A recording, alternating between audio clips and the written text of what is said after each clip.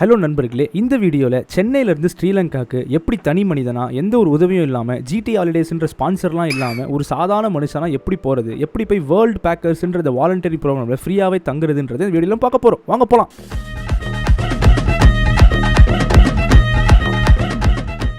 ஸ்ரீலங்காவுக்கு எனக்கு 7:20 தான் ஃப்ளைட்டு. ஆனால் 5 மணிக்கெலாம் உள்ளே போயிடணும் எப்பயும் போல். ஏன்னா நம்மள மாதிரி ஒண்டிக்கட்டையாக போனாலே சும்மா போகிறவங்களாம் பிடிச்சி கேட்பாங்க, எதுக்கு போகிற, என்ன பண்ணுறேன்னு சொல்லி. அது யூடியூபர்லாம் சொல்லிட்டோன்னா ஒரு 5 நிமிஷம் நம்ம சேனல்லாம் காட்டி மொக்கையாக இருக்குன்னு சொல்லி வேறு அனுப்பிச்சுடுவாங்க. ஸோ அதெல்லாம் ஏற்றுக்கணுமேன்னு சொல்லி சீக்கிரமாக கிளம்பிட்டேன்.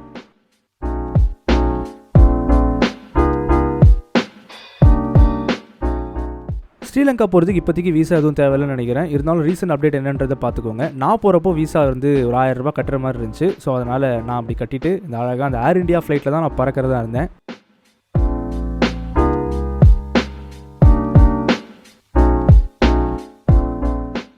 நிறைய பேர் வந்து இந்த ஏர் இண்டியா ஃப்ளைட் வந்து மட்டமாக சொல்லுவாங்க. நானும் அப்படி தான் சொல்ல போகிறேன். ஏன்டா அப்படி சொல்கிறேன் அப்படின்னா, எனக்கு வந்து இந்த சீட்டுக்கு அடியிலேயே வந்து யாரோ ஒருத்தர் பவுல்கம் ஒட்டி வச்சுருக்காங்க. என்ன இது ஃப்ளைட்டால் டவுன் பஸ்ஸான்ற மாதிரி எனக்கே டவுட்டாலாம் இருந்துச்சு.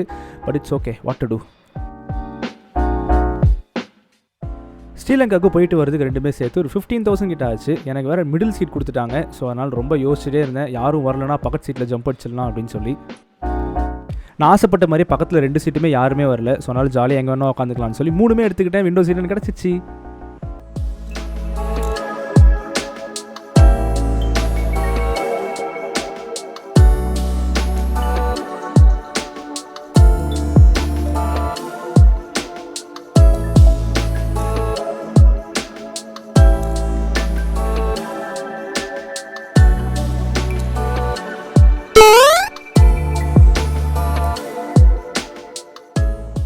ஏறின ஒரு 15 மினிட்ஸ்லேயே நல்லா தூங்கிட்டேன் நான். அதுக்கப்புறம் பார்த்தா எழுப்பி எனக்கு இது மாதிரி சாப்பாடு கொடுத்தாங்க. இந்த ஃப்ளைட் டிக்கெட் புக் பண்ணும்போதே நான் சாப்பாடும் புக் பண்ணியிருந்தேன்.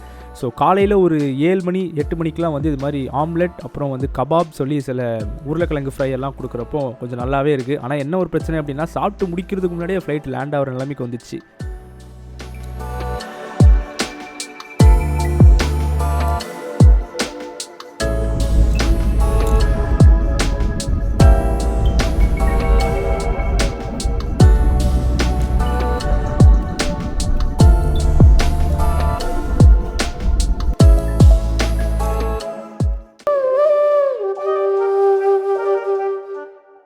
ஸ்ரீலங்காவில் லேண்ட் ஆனோடனே பெருசாக கேள்வி எதுவும் கேட்கல. பர்பஸ் ஆஃப் விசிட் மட்டும் தான் கேட்டாங்க. அதுக்கப்புறமா வெளியே வந்தீங்க அப்படின்னாலே உள்ளே ஏடிஎம் இருக்குது.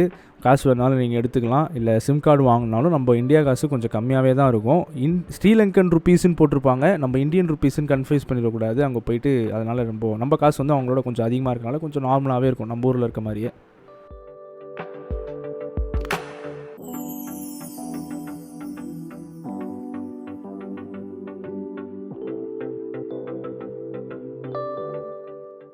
இப்போ நம்ம ஸ்ரீலங்காவில் லேண்ட் ஆகிட்டோமா. இங்கேருந்து கால் அப்படின்ற இடத்துக்கு தான் நான் போகணும். அங்கே தான் வந்து நான் வேர்ல்ட் பேக்கர்ஸில் வந்து நான் வாலண்டியரிங் பண்ணுறேன். ஸோ இங்கேருந்து அங்கே போகிறதுக்கு எப்படின்னு எனக்கு சுத்தமாக ஐடியா தெரியாது. நான் பண்ணுறது எல்லாமே வந்து இந்த கூகுள் மேப்ஸ் வச்சு தான் நான் போகணுன்னு சொல்லி டிசைட் பண்ணியிருந்தேன். ஸோ அதனால் இந்த கூகுள் மேப்ஸை வச்சு எப்படி நம்ம அவ்வளோ தூரம் போக போகிறோன்றது தான் இந்த வீடியோவில் நம்ம பார்க்க போகிறோம். ஸ்ரீலங்கா ஏர்போர்ட்லேருந்து எங்கே போகணுன்னாலும் ஃபஸ்ட்டு நீங்கள் கொலம்போக்கு போகிறது ரொம்ப நல்லது.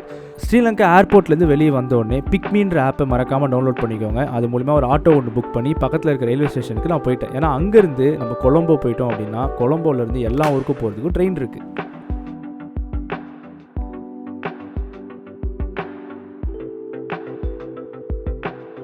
பழைய காலத்து ரயில்வே ஸ்டேஷன் மாதிரி இருந்துச்சு. ரொம்ப அழகாகவும் இருந்துச்சு இந்த இடத்த பார்க்க. அமைதியாக, கூட்டமே இல்லை. சென்னையில் எங்கே போனாலும் செம கூட்டமாக இருக்கும். இங்கே ஆனால் ரொம்ப அமைதியாக அழகாக இருந்துச்சு இந்த ரயில்வே ஸ்டேஷன். உள்ளே போய் டிக்கெட் வாங்கினேன். அதுவும் பார்த்திங்கன்னா ஒரு பேப்பரில் பழைய காலத்து ஸ்டைலில் தான் கொடுத்தாங்க. ஸோ எங்கே இப்போ ட்ரெயின் வரும் அப்படின்னா 1 மணி நேரத்துக்கு ஒரு தடவை தான் ட்ரெயின் இருக்குன்ற மாதிரி இந்த போர்டில் போட்டுருந்துச்சு. ஸோ அதை வந்து பார்த்துட்டு நான் ட்ரெயினுக்காக வெயிட் பண்ணிகிட்டு இருந்தேன்.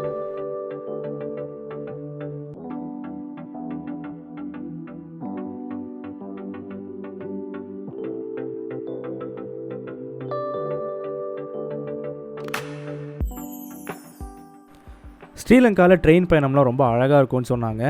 அதனால் நானும் ரொம்ப எதிர்பார்த்துருந்தேன். பழைய காலத்து இந்த இன்ஜின் ட்ரெயினில் புகை ஓட்டுன்னு வரோம்ல, அந்த மாதிரி ட்ரெயினில் போகிறதுக்கு ரொம்ப எக்ஸைட்டடாக இருந்துச்சு. ஆனால் ஒரு பிரச்சனை என்னென்னா, கூட்டமாக இருக்கும்ன்றது எனக்கு தெரியாமல் போச்சு. என்ன தான் நம்ம சில நேரத்தில் ரிசர்வ் டிக்கெட்டே வாங்கினாலும் ஃபஸ்ட் கம் ஃபஸ்ட் பேசிஸ் மாதிரியே இருக்கிறதுனால செம்ம கூட்டமாக இருந்துச்சு இந்த ஜேர்னி ஃபுல்லாகவே.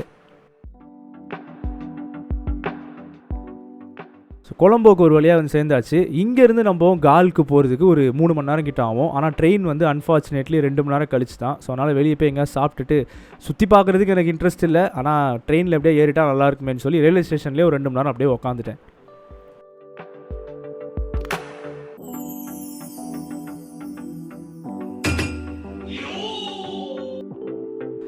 2 மணி நேரம் கழிச்சு என் ட்ரெயின் பயணம் ஆரம்பிச்சிச்சு. இதுலையாச்சும் நான் உக்காந்துட்டு போவேன்னு நினச்சேன். ஹா ஜோக்ஸ் ஆன் மீ, எதுவுமே உக்காடுற மாதிரி இல்லை. செம்ம கூட்டம், சரியான கூட்டம். நம்ம இந்தியாவில் போகிற மாதிரியே இருந்துச்சு. இதில் என்ன காமெடினா ரிசர்வ் டிக்கெட்டுக்கே நின்றுட்டு தான் போனோம். அவ்வளோ கூட்டம் இதில். ஸோ நின்றுட்டு தான் போனேன், என்ன பண்ணுறது.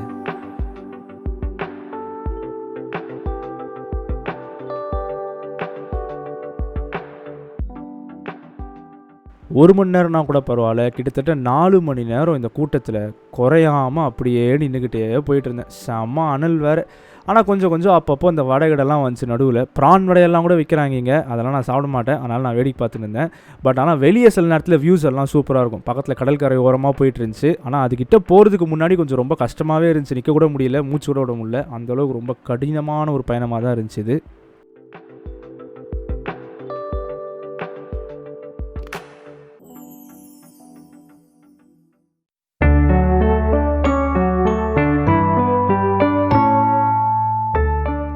மூணு மணி நேரம் பயணத்துக்கு அப்புறமாச்சும் எனக்கு சீட்டில் இடம் கிடைக்கும்னு பார்த்தேன். சுத்தம் அப்படியே நின்றுக்கிட்டே தான் வேடிக்கை பார்த்துனே தான் வந்தேன். பட் ஒரு வழியாக நம்ம ஒரு 10 நிமிஷத்தில் இறங்க போகிறோன்ற ஒரு நியூஸ் மேப்பை பார்த்து தெரிஞ்சுக்கிட்டப்போ ரொம்பவே சந்தோஷமாகவே இருந்துச்சு.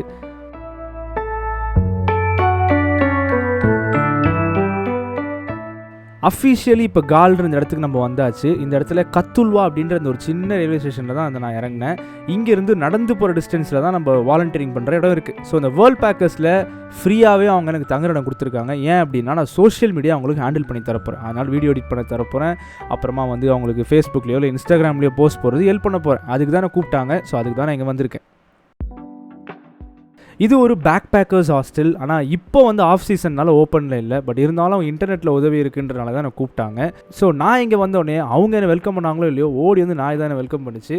பட் எனிவே அவங்க போனோடனே அவங்கள்ட்ட பேசினதுக்கப்புறம் எனக்கு ஒரு அழகான ரூம் ஒன்று கொடுத்தாங்க, தங்குறதுக்கு பெட்டு, அதுக்கப்புறம் ஒரு செப்பரேட் பாத்ரூமோட எனக்கு ப்ரைவேட் ரூம் மாதிரி எனக்கு கிடச்சிச்சு. ஏன்னா ஹாஸ்டல் தான் மூடி இருக்கு, அதனால் எல்லாமே காலியாக தான் இருந்துச்சு உள்ள.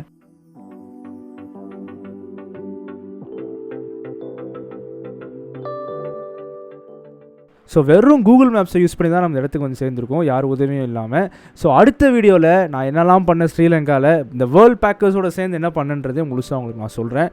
அடுத்த பார்க்கலாம். டாடா பாய். டயர்டாக இருக்குது, தூங்க போகிறேன். பபாய்.